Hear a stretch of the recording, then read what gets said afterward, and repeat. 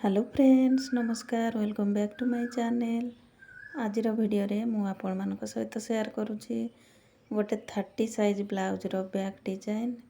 देखंतु फ्रेंड्स एटा हला तार मेन कपड़ा आउ एटा मेन कपड़ा रे तार बॉर्डर रे डिजाइन जेछि। एटा मेन कपड़ा सहित अटैच अछि, एटा अलगा करी कि देइनी। तो फ्रेंड्स प्रथमे हमें कोन देखंतु प्रथमे हमें अस्त्र कपड़ा रे मार्किंग करनबा। देखंतु एठी मु कपड़ा नहीं जाइछि। प्रथमे हमें ब्लाउज रो लंब नबा। देखंतु पूरा ब्लाउज रो लंब जहा थिबो आउ 2 इंच प्लस करी कि एठी नबा ब्लाउज रो लंबटा। देखंतु एठी मोर 12 इंच रेडी रहिबो आउ मु 2 इंच एक्स्ट्रा नहीं कि 14 इंच रो लंब नैछि।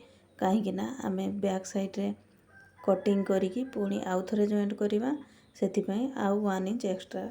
एमती हमें नॉर्मली ब्लाउज रो लंबा जहा थिबो 1 इंच नियंती, तो एठी पुणी आउ 1 इंच नबा 2 इंच एक्स्ट्रा नबा।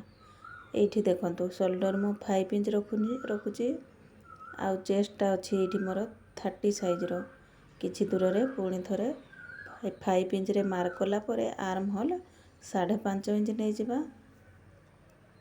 तापरे एठी आमे चेस्ट रो चारि भाग रु भागे देखंतु एठी आमे चेस्ट रो चारि भाग रु भागे 7.5 इंच आउ 2 इंच एक्स्ट्रा मार्जिन नै कि आउ एठी आमे लाइन टाणी दबा। एठी देखंतु एठी लाइन टाणी नेला परे आउ आमे प्रथमे एठी आर्म होल शेप देई नबा। 1.25 रे एठी गोटे चिन्ह देई दबा। तापरे पूरा आर्म होल हमर जहा थिबो ताकू एमती फोल्ड करी कि फिता को मिडिल बाहर कर नबा। तापरे मार्क टे करी कि आउ एठी आर्म होल रो शेप देई नबा। प्रथमे डॉट डॉट करी कि शेप देबा। भलो भाबे तार राउंड रो शेपटा आसी गले पुणी आउ थरे ताकू ड्रॉ कर नै जिबा। देखंतु एठी मोर आर्म होल बनी जाईछि। एबे हमें अंटा पाई मार्क कर नेबा। प्रथमे अंटा अछि एठी 26 इंच, तार चारि भाग रु भागे 6.5 इंच हे जिवो। 1 इंच नै जिबा बैक रो टक्स पाई आउ 2 इंच एक्स्ट्रा मार्जिन। देखंतु एबे हमें एठी गोटे लाइन टाणी देबा आउ एटा हे जिवो हमरो फिटिंग लाइन। देखंतु एबे हमें ताकू कटिंग कर देबा। आर्म होल साइड को कटिंग करी कि अलगा कर नै जिबा। तापरे हमें नेक पाई मार्क करिबा। देखंतु एठी हमें एबे नेक पाई मार्किंग करिबा। नेक पाई देखंतु एठी मु 2.5 इंच रे मार्क करूची। 2.5 इंच नेक आउ तार डीपटा एठी रखुची मु 10 इंच 10 इंच रो डीप रखुची। एबे एठी तार चौड़ा रखुची 3 इंच। देखंतु एबे देखंतु ऊपर साइड रे मु 1.5 इंच नेली, तळ साइड रे आउ 3 इंच रो चौड़ा करी कि आउ एठी गोटे हमें लाइन टाणी कि प्रथमे गोटे बॉक्स टे बनै नबा। तापरे नेक पाई हमें डिजाइन पाई मार्किंग करिबा। देखंतु एठी हमर बॉक्स टे बनि गला भलो भाबे। एबे कोन करिबा ना एई तळपट साइड रु ऊपर को 3 इंच रे गोटे मार्क करिबा। देखंतु एई लाइन रु ऊपर को 3 इंच रे गोटे मार्क करिबा आउ लाइन बाहर को एठी 0.75 रे गोटे मार्क करिबा। कोले 1 इंच को 2 सूत कम करी कि बाहर को मार्क कोला परे देखंतु एठी एमती करी कि ताको ड्रॉ करि नै जिबा। देखंतु भलो कि ताको एमती ड्रॉ कोला परे नेक लाइन सहित मिसै दबा। तापरे तळ साइड रो मार्किंग को एमती मिसै नै जिबा। देखंतु एठी मोर बनि गला मार्किंग टा। एबे कोन करिबा ना याकू हमें सीधा एपट साइड को नै आसीबा फिटिंग लाइन साइड को ए मार्किंग को आउ थरे भलो भाबे ताको ड्रॉ कर नै जिबा। देखंतु एठी मोर ड्राइंग हे गला मार्किंग पाई।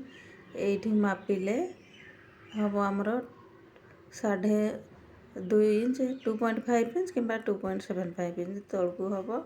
एमती करी कि ताको ड्रॉ करि नै जिबा प्रथमे। तापरे एठी देखंतु मु मेन कपड़ा रे मध्ये कटिंग कर नै जाईची। कटिंग कोला परे एबे देखंतु ए डिजाइन जो ड्रॉ करछे ता ऊपर करी कि आउ कटिंग कर नै जिबा। देखंतु या पूरा कटिंग करके अलग कर नहीं जावा। एटा गोटे हमर पार्ट हे गला। एबे ई तळ नेक को कटिंग कर नेबा। देखंतु ए मध्य अलग हे गला। आ हमर नेक पूरा देखंतु एठी हमर नेक कटिंग हे जाईची। या को खोलला परे से एमती देखा जिवो। ए दुईटा पार्ट हमर ए साइड रे लागिवो। तो एबे हमें कौन करिबा ना मेन कपड़ा रे मध्य या को कटिंग कर नहीं जिबा।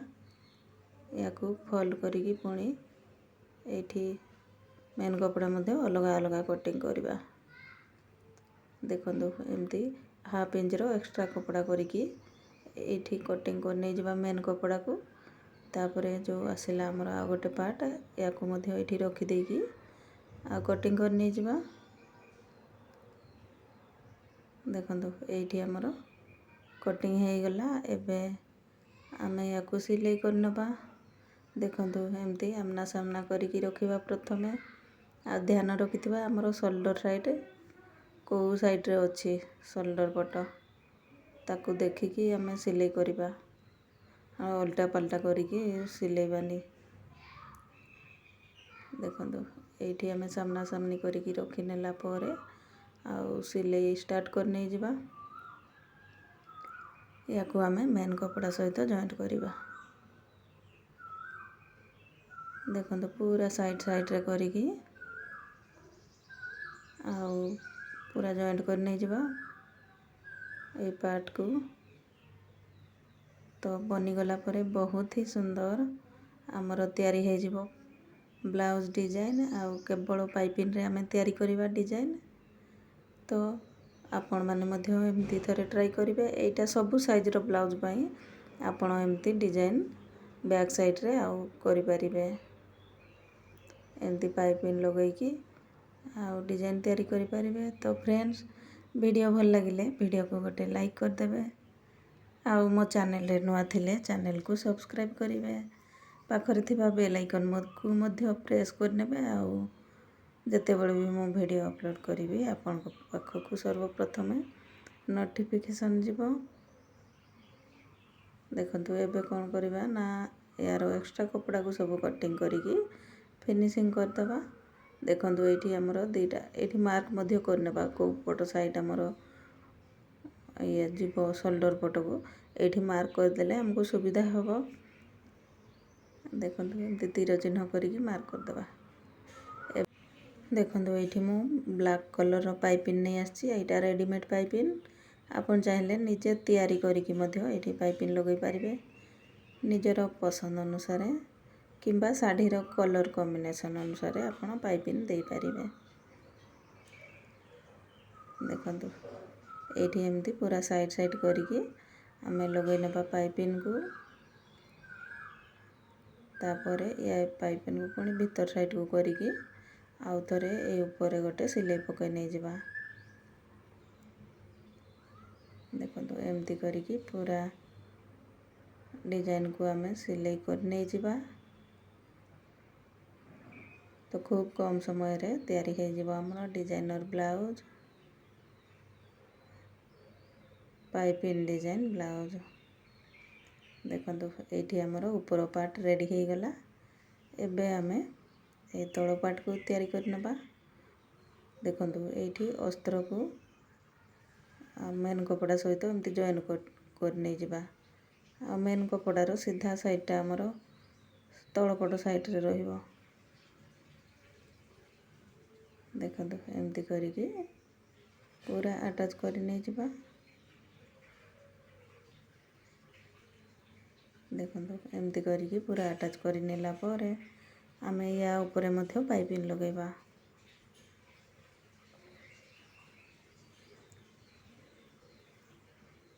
देखंतु एबे यार एक्स्ट्रा कपड़ा को कटिंग कर दे नबा। देखंतु एठी अलगा कर नेला परे एबे देखंतु ए तळ साइड रे ए राउंड जगह रे केवल आमे पाइपिंग लगेबा। एठी मध्य सेम आमे साइड साइड करिकी आ लगै नहीं जिबा पाइपिंग को।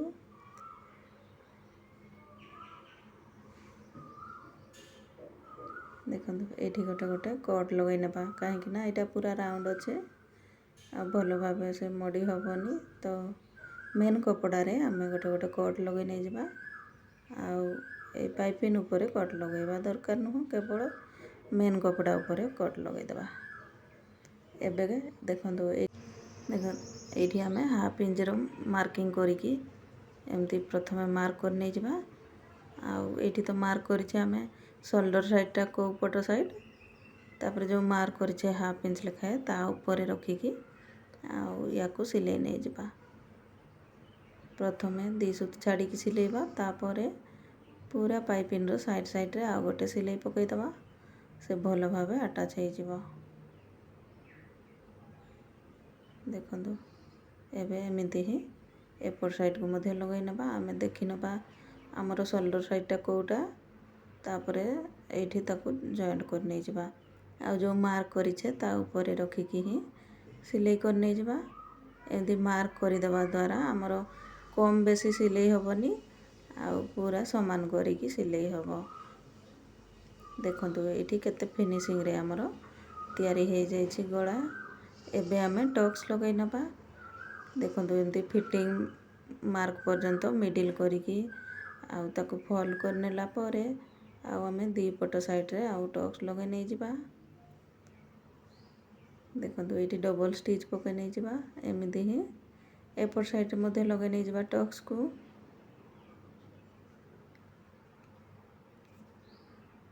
ଦେଖନ୍ତୁ ଏଇଠି ମଧ୍ୟ ଡବଲ୍ ଷ୍ଟିଚ୍ ପକାଇ ନେଇଯିବା। ଆଉ ଟକ୍ସ ଆମର ସିଲେଇ କମ୍ପ୍ଲିଟ୍ ହେଇଯାଇଛି। ଏବେ ତାକୁ ପୁଣି ଥରେ ଫୋଲ୍ଡ କରିଦେଇକି ଫିଟିଂ ଲାଇନ୍ ପଟରୁ ଏମିତି ହାଫ୍ ଇଞ୍ଚର କପଡ଼ା ଏମିତି କଟିଂ କରି ନେଇଯିବା, ତାକୁ ମାଇନସ୍ କରି ନେଇଯିବା। ଦେଖନ୍ତୁ କପଡ଼ା ବେସ୍ ସାଇଜ୍ ଥିଲେ ତାକୁ ସାଇଜ୍ କରି ନେଇଯିବା। ଏବେ ମୁଁ ଏଇ ଅଣ୍ଟା ସାଇଡ଼୍ରେ ମଧ୍ୟ ପାଇପିନ୍ ଲଗାଇ ନେଉଛି। ଯଦି ଆପଣ ଚାହୁଁନାହାନ୍ତି ଏପଟ ସାଇଡ଼୍ରେ ପାଇପିନ୍ ଲଗାଇବା ପାଇଁ, ତାହେଲେ ପଟି ଲଗାଇ ନେବେ, 1.5 ଇଞ୍ଚର ପଟି କଟିଂ କରିନେବେ। ତାପରେ ଏଇଠି ତାକୁ ସିଲେଇ କରିନେବେ। ଦେଖନ୍ତୁ ଏଇଠି ମୋର ପାଇପିନ୍ ଲାଗିଯାଇଛି ଅଣ୍ଟା ସାଇଡ଼୍ରେ ମଧ୍ୟ। ଏମିତି ହିଁ ତାକୁ ଭିତରକୁ ମୋଡ଼ିକି ପୁଣି ଆଉ ଗୋଟେ ଏଇଠି ସିଲେଇ ପକାଇ ନେଇଯିବା। ତ ଦେଖନ୍ତୁ କେତେ କମ୍ ସମୟରେ ଆମର ବନିଗଲା beautiful blouse design, piping design blouse. ଦେଖନ୍ତୁ ଏଇଠି କେତେ ଫିନିସିଂରେ ଆମର ତିଆରି ହେଇଯାଇଛି। ଆଉ ଅଣ୍ଟାର ଦେଖନ୍ତୁ ସିଧା ଲାଇନ୍ କେମିତି ସିଧା ପଡ଼ିଛି। ଏବେ ଦେଖନ୍ତୁ ଏଇଠି ଟୋଟାଲ୍ଟା ଆମର 12.5 ଇଞ୍ଚ ଅଛି। ଆମକୁ 12 ଇଞ୍ଚ ଦରକାର ଥିଲା ବ୍ଲାଉଜ୍, ଆଉ ହାଫ୍ ଇଞ୍ଚଟା ଆମର ସୋଲ୍ଡର ଜଏଣ୍ଟ ହେଇଯିବ। ଏବେ ଏଇଠି ଆମେ ଲଟକନ୍ ପାଇଁ ମାର୍କ କରିନେବା। ଏଇଠି 4.5 ଇଞ୍ଚର କପଡ଼ା ମୁଁ ନେଇଯାଇଛି, ତାକୁ ଫୋଲ୍ଡ କରିକି ପୁଣି ଆଉ ଥରେ ଫୋଲ୍ଡ କରି ନେଇଗଲି। ତାପରେ ମଝିର କପଡ଼ାଟା ଯାହା ଥିବ ଆମେ 2 ପଟ ସାଇଡ଼୍ରେ ସେମିତି ମାର୍କ କରିଦେଇକି ଆଉ ଏଇଠି ଏମିତି ରାଉଣ୍ଡ କରିକି କଟିଂ କରି ନେଇଯିବା। ଦେଖନ୍ତୁ ତାପରେ ୟାକୁ ମଝିରୁ ଅଲଗା କରି ନେଇଯିବା। ଆଉ ଏଇଠି ଆମର 4ଟା ପାର୍ଟ ବନିଯାଇଛି। ଏବେ ଏଇ ଦେଖନ୍ତୁ ଗଳାରୁ ବାହାରିଥିବା କପଡ଼ାରେ ଏଇଠି ଆମର ହେଇଯିବ ଲଟକନ୍ ପାଇଁ। ଆଉ ଏବେ ୟାକୁ ମାନେ ମେନ୍ କପଡ଼ା ସହିତ ସିଲେଇ ନେଇଯିବା। ଦେଖନ୍ତୁ ଏଇ ଯେଉଁ ରାଉଣ୍ଡ ଜାଗାକୁ ଆଉ ସବୁ ପାର୍ଟ ଗୁଡ଼ିକୁ ସିଲେଇ ନେଇଯିବା। ଆଉ ଏଇଠି ଆମର ତିଆରି ହେଇଯିବ ସୁନ୍ଦର ଲଟକନ୍ ମଧ୍ୟ ପାଇପିନ୍ରେ ହିଁ ତିଆରି କରିବା। ତ ଆପଣ ଚାହିଁଲେ ଏମିତି ଡେଲି ୟୁଜ୍ ବ୍ଲାଉଜ୍ରେ ମଧ୍ୟ ପାଇପିନ୍ ଲଗାଇକି ଆଉ ଡିଜାଇନର୍ କରିପାରିବେ। ଦେଖନ୍ତୁ ୟାକୁ ଏବେ କଟିଂ କରିକି ଅଲଗା କରି ନେଇଯିବା।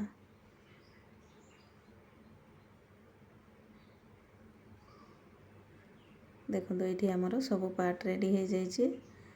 ଏବେ ଯେଉଁ ରାଉଣ୍ଡ ଜାଗାରେ ଆମେ ଟକ୍ସ ଲଗାଇ ନେବା ତଳ ସାଇଡ଼୍ରେ, ସରି ଟକ୍ସ ନୁହଁ ପାଇପିନ୍ ଲଗାଇ ନେଇଯିବା। ଦେଖନ୍ତୁ ଏଇଠି ଆମର ଲାଗିଯାଇଛି ପାଇପିନ୍। ଏବେ ରାଉଣ୍ଡ ଜାଗାରେ ଗୋଟେ ଆମେ କଟ୍ ଲଗାଇ ନେଇଯିବା। ତାପରେ ପାଇପିନ୍କୁ ଭିତରକୁ କରିକି ପୁଣି ଆଉ ଥରେ ସିଲେଇ କରିଦେବା। ଦେଖନ୍ତୁ ଏଇଠି ରେଡ଼ି ହେଇଗଲା। ଏମିତି ଆମେ ସବୁ ପାର୍ଟକୁ ତିଆରି କରି ନେଇଯିବା, ପାଇପିନ୍ ଲଗାଇ ନେଇଯିବା। ଦେଖନ୍ତୁ ଏଇଠି ମୁଁ ଲଗାଇ ନେଇଯାଇଛି ଆଉ ରେଡ଼ିମେଡ଼ ପାଇପିଂ ନେଇଯାଇଛି। ଆପଣ ଚାହିଁଲେ ଏମିତି କପଡ଼ାରେ ହିଁ ଡୋରି ମଧ୍ୟ ତିଆରି କରିପାରିବେ। ଦେଖନ୍ତୁ ଏବେ ତାକୁ ଏମିତି ସିଲେଇ କରି ନେଇଯିବା। ଏକ୍ସଟ୍ରା କପଡ଼ାକୁ କଟିଂ କରିଦେଇକି ଆଉ ୟାକୁ ଫୋଲ୍ଡ କରି ନେଇଯିବା। ଏମିତି ହିଁ ଆଉ ଗୋଟେ ମଧ୍ୟ ସିଲେଇ ନେଇଯିବା। ଆଉ ମଝିରେ 1 ଇଞ୍ଚର ଗ୍ୟାପ୍ ରଖିକି ଆଉ ସିଲେଇ କରି ନେଇଯିବା। ଦେଖନ୍ତୁ ଏଇଠି ଡବଲ୍ ଷ୍ଟିଚ୍ ପକାଇ ନେଇଯିବା ଆଉ ୟାକୁ ପଲଟି କରି ନେଇଯିବା। ଦେଖନ୍ତୁ ବନିଗଲା ଆମର ବ୍ୟୁଟିଫୁଲ୍ ଲଟକନ୍। ଏମିତି ହିଁ ମୁଁ ଆଉ ଗୋଟେ ମଧ୍ୟ ତିଆରି କରି ନେଇଛି। ଦେଖନ୍ତୁ ସୁନ୍ଦର ପାଇପିଂରେ ହିଁ ଲଟକନ୍ ମଧ୍ୟ ତିଆରି ହେଇଗଲା। ଏବେ ଆମେ ଏଇଠି ମାର୍କ କରି ନେଇଯିବା 2.5 ଇଞ୍ଚରେ ଆଉ ଏଇଠି ଡୋରିକୁ ଆଟାଚ୍ କରି ନେଇଯିବା। ତ ବହୁତ ହି କମ୍ ସମୟରେ ତିଆରି ହେଇଗଲା ଆମର ସୁନ୍ଦର ବ୍ଲାଉଜ୍ ଡିଜାଇନ୍। ବ୍ଲାଉଜ୍ ଡିଜାଇନ୍ ସହିତ ଲଟକନ୍ ଡିଜାଇନ୍ ମଧ୍ୟ। ତ ଫ୍ରେଣ୍ଡସ୍, ଆଜିର ଭିଡ଼ିଓ ଆପଣମାନଙ୍କୁ କେମିତି ଲାଗିଲା କମେଣ୍ଟ କରିକି ଜଣାଇବେ। ଆଉ ମୋ ଚ୍ୟାନେଲରେ ଯଦି ନୂଆ ଅଛନ୍ତି ପ୍ଲିଜ୍ ମୋ ଚ୍ୟାନେଲକୁ ସବସ୍କ୍ରାଇବ୍ କରିନେବେ। ଆଗକୁ ଏମିତି ଆହୁରି ବହୁତ ନୂଆ ନୂଆ ଭିଡ଼ିଓ ଆପଣମାନଙ୍କ ପାଇଁ ନେଇ ଆସିବି। ଆଉ ଯଦି ଏଯାଏଁ ମୋ ଚ୍ୟାନେଲକୁ ସବସ୍କ୍ରାଇବ୍ କରିନାହାନ୍ତି ତାହେଲେ ସବସ୍କ୍ରାଇବ୍ କରିନେବେ। ଦେଖନ୍ତୁ ତିଆରି ହେଇଗଲା ଆମର beautiful blouse design, simple piping design blouse. ତ ଆପଣମାନେ ମଧ୍ୟ ଥରେ ଟ୍ରାଏ କରିବେ। ଦେଖନ୍ତୁ ସୁନ୍ଦର ଆମର ବ୍ଲାଉଜ୍ ଡିଜାଇନ୍ ତିଆରି ହେଇଗଲା। ତ ଫ୍ରେଣ୍ଡସ୍, ଆଜିର ଭିଡ଼ିଓ ଏତିକି। ପୁଣି ଦେଖାହେବ ଆଉ ଗୋଟେ ନୂଆ ଭିଡ଼ିଓରେ। Thanks for watching.